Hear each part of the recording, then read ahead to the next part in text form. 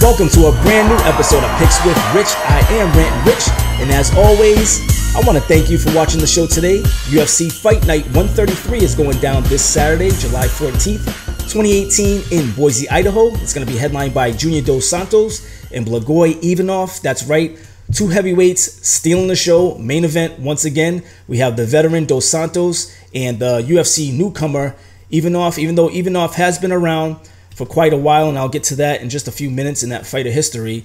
Either way, hope it's an exciting fight. Also at co-main event, we have Sage Northcutt. He's going to be taking on Zach Otto. Zach Otto isn't as well known, so we're going to see how he does.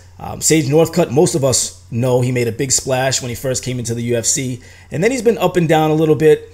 He is coming off of a win on his last fight, so hopefully his confidence is high, and hopefully Zach Otto, being the underdog, will have something to prove and is going to come in and hard as nails. So I don't know. We're going to have to see what happens.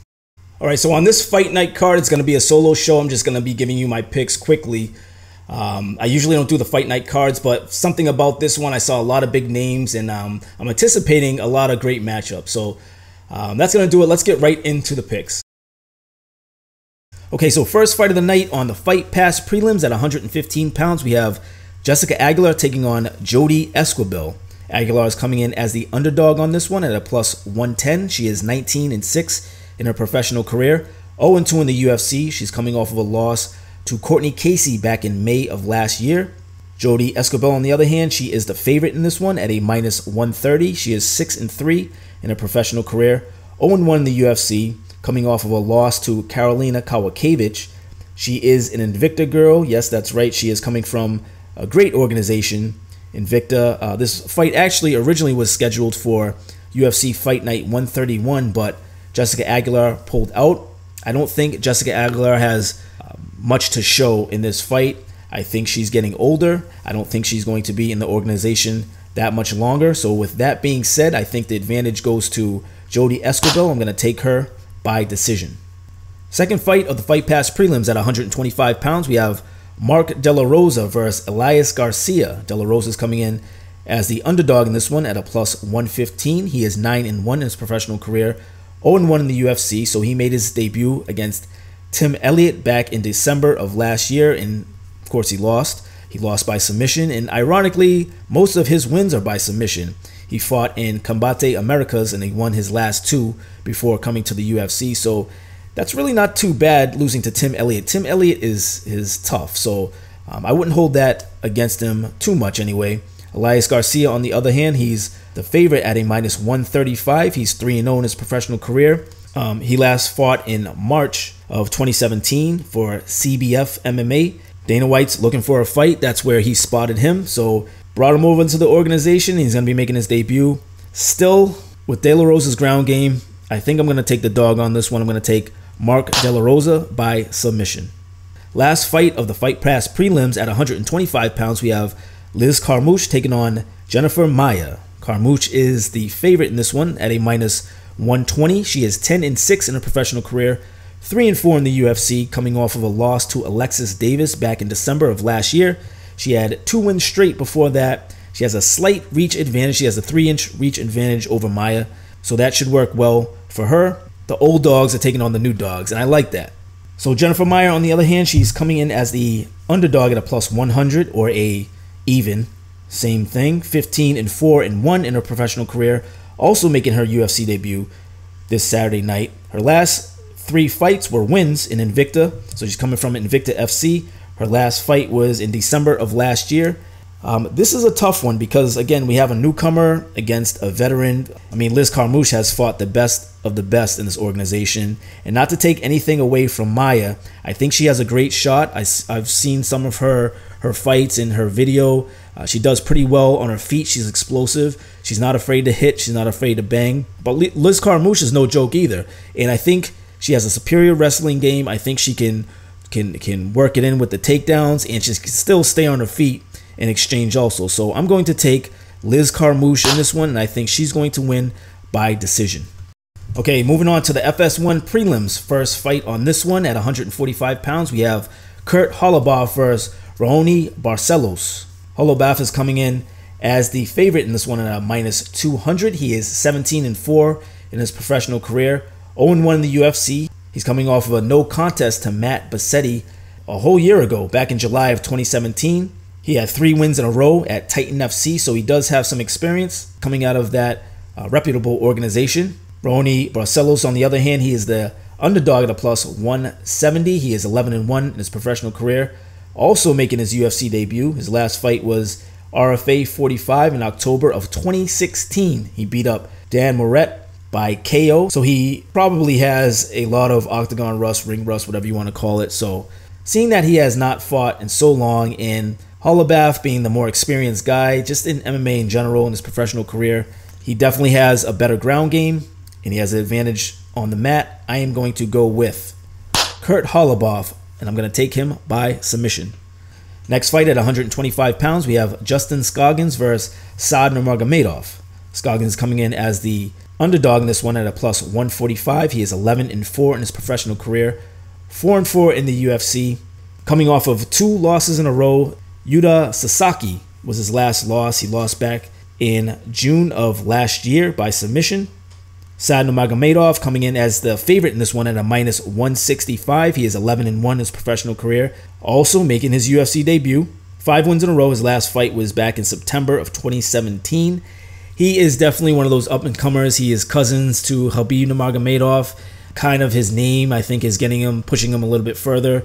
I don't doubt his wrestling game, and I do not doubt his takedown game, but it seems like he doesn't really go for that. It seems like he'd rather stand up and bang. So again, just the experience alone, and the people that Justin Scoggins has been in the octagon with, the people that he's fought. I know he's been on somewhat of a slippery slope lately, and I don't know how much longer he's going to be fighting. He's been fighting for a long time. He's still a young guy too, which is very surprising. But after everything's said and done, I'm still going to go with my gut. My gut's telling me to take the experience of Justin Scoggins, and I think Justin's going to win by decision.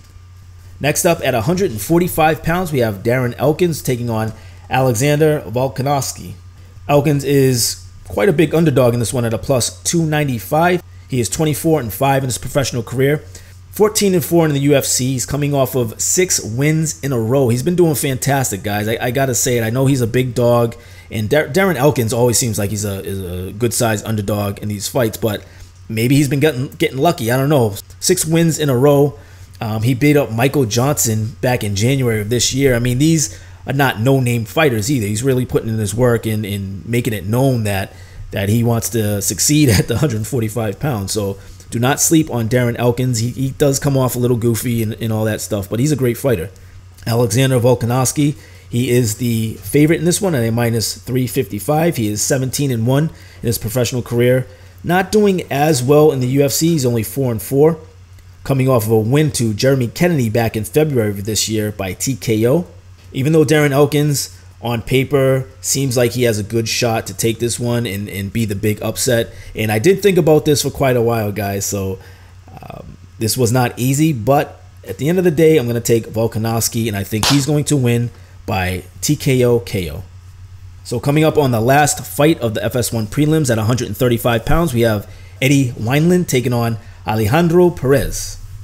Wineland's the underdog in this one at a +175. He is 23-12-1 in his professional career, 5-6 in the UFC. His last loss was to John Dodson back in April of 2017. He's had an up and down career, win, lose, win, lose. You know, for every win, he has a loss. Unfortunately, he's been around for a long time. Obviously, just looking at his record, I mean, he has quite a few fights under his belts. And again, these are not no-name fighters. I mean, these are serious competition at 135 pounds. Now, Alejandro Perez, he is the favorite in this one at a -210. He is 22-6-1 in his professional career, 6-1-1 in the UFC. He's coming off of 5 wins in a row and 1 draw. He beat up Matthew Lopez in April of 2018, so that wasn't too long ago. He stepped right back in and took this fight. I think the odds should be a little closer, but still, I'm going to take Alejandro Perez, and I think he's going to win by TKO KO. All right, so moving on to the main card. This is also on FS1. First fight at 135 pounds, we have Kat Zingano taking on Marion Reneau. Wow, this should be an exciting fight. Let me start by saying, and I don't mean this in any type of disrespectful way to women, But a lot of the women fights that have been on the UFC lately have been snooze fests.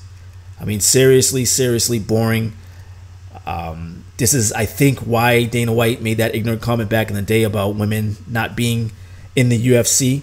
The competition has been very, very stale and very low. I know a little ways back we had Amanda Nunes versus Raquel Pennington.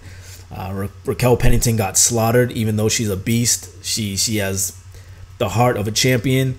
She did not beat the champion that night. Amanda put it on her. That was an exciting fight, I guess. I really didn't like to see Raquel Pennington in there taking so much abuse. But besides that, I mean, things have been very, very still. There's been a couple peppered in. I don't want to speak for every single women's fight, but there's been a couple peppered in. I get it. You know, don't quote me on every single fight, but just the ones that I've been really trying to pay attention to lately, they've just been really boring. So hopefully this changes the game. I'm really, really excited. Actually, of any fights on this whole entire card, this is probably the most anticipated by myself. So Kat Zingano is the underdog in this one, surprisingly at a plus 100 or even, whatever way you look at it. She is 9-3 in a professional career, 2-3 in the UFC. She has not been doing that great in the UFC, I'll tell you that much. Coming off of 3 losses in a row. Her last loss was to Ketlin Vieira back in March of this year. So she fought pretty recently too. Marion Reneau is the favorite at a minus 120. She is 9-3-1 in a professional career. 3 wins out of her last 4. She had 1 draw against Betchko Herrera, but besides that, I mean, that's close to 4 wins in a row. She beat Sarah McMahon back in February of this year. That was her last fight.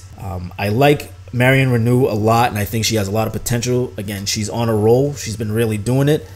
But I really, really hope that Kat Zingano can turn around in this fight. I hope that she finds something inside of her that really makes her come out of this show that she's been in for her last few fights. So I'm going to go out on a limb here, guys, and this is definitely a risk because I was leaning towards Marion Reneau for a little bit, and then, I don't know, something just said I think this is going to be Kat Zingano's comeback fight. So I'm going to take Kat Zingano in this one, and I think she's going to win by decision. Second fight of the main card at 145 pounds, we have Myles Jury versus Chad Mendes. Myles Jury is the underdog on this one at a plus 185. He is 17-2 in his professional career, 8-2 in the UFC, coming off of 2 straight wins. His last win was against Rick Glenn, and he won by decision.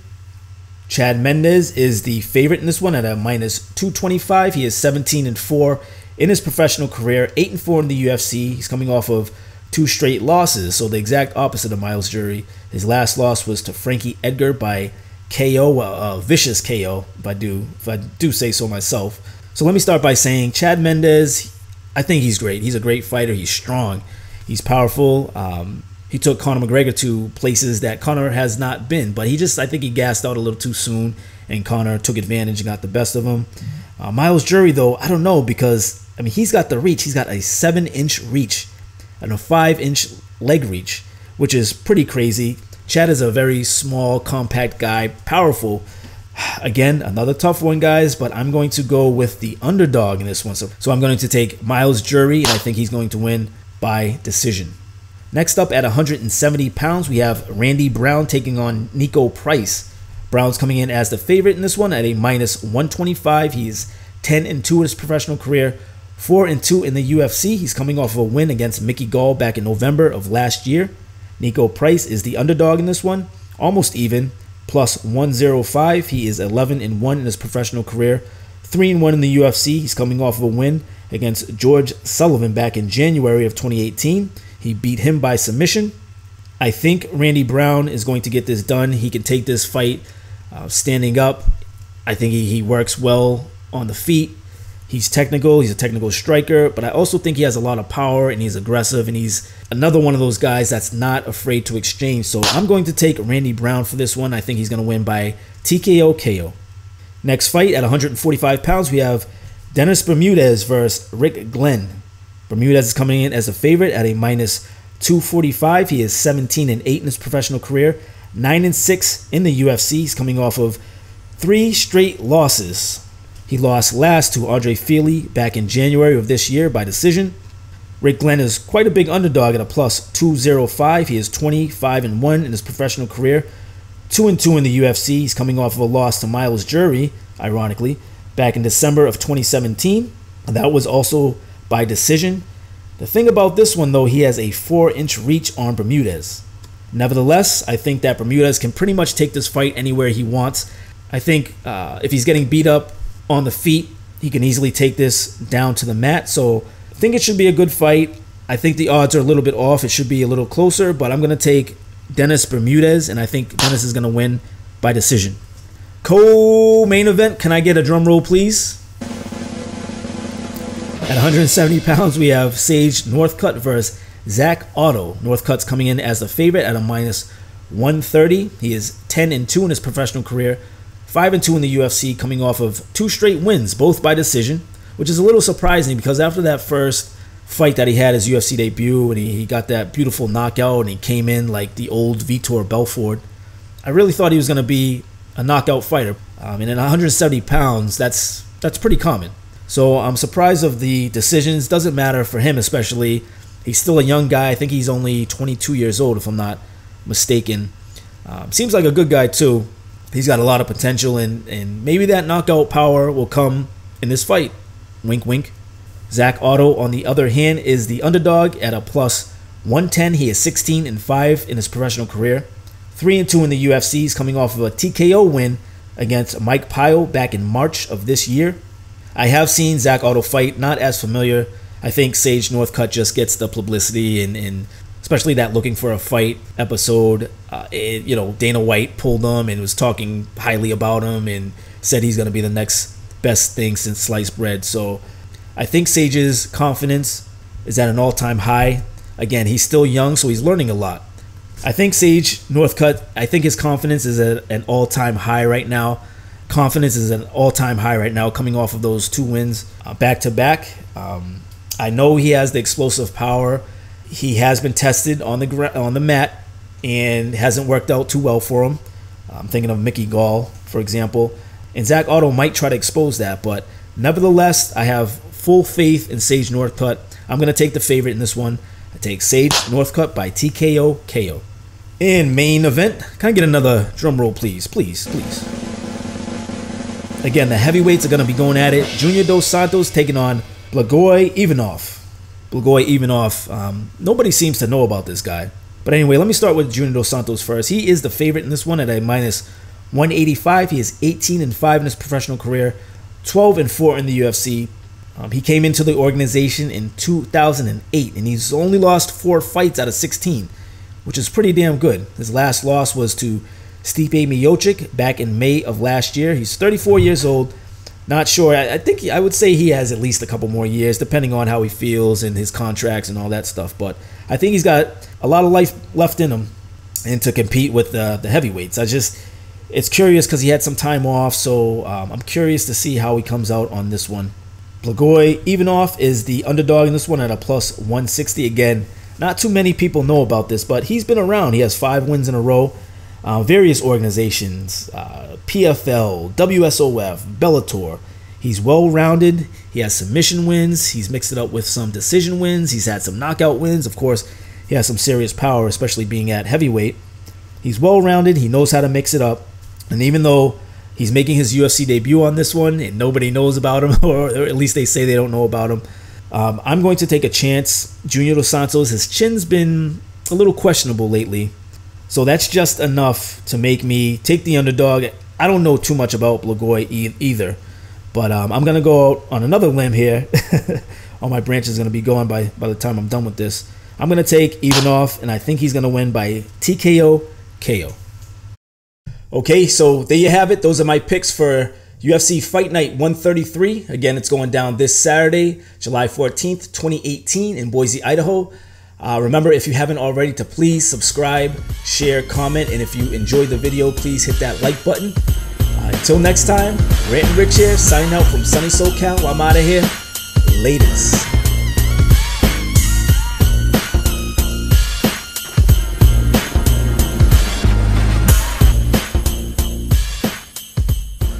Is this thing on?